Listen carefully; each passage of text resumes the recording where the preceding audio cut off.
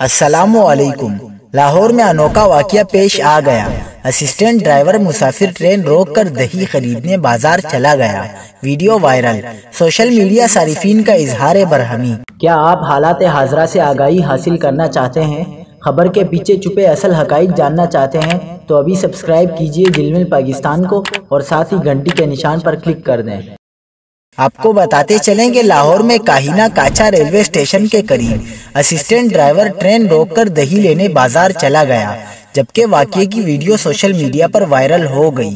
Video میں دیکھا جا سکتا ہے کہ کاہینہ کاچا ریلوے اسٹیشن کے قریب ٹرین رکی ہوئی ہے اور اسسٹنٹ ڈرائیور کے دہی لے کر واپس آنے پر ٹرین چل پڑتی ہے، جبکہ انجن پر 5217 نمبر درج ہے۔ واقعے کی ویڈیو سوشل میڈیا پر وائرل ہو گئی، جس پر صارفین کی جانب سے سخت رد عمل کا اظہار کیا جا رہا ہے۔ دوسری جانب وفاقی وزیر ریلوے اعظم سواتی نے اسسٹنٹ ڈرائیور کی ٹرین روک کر دہی خریدنے کی ویڈیو کا نوٹس لے لیا اور ٹرین ڈرائیور رانا شہزاد اور اسسٹنٹ ڈرائیور افتخار حسین کو معطل کرنے کا حکم دے دیا۔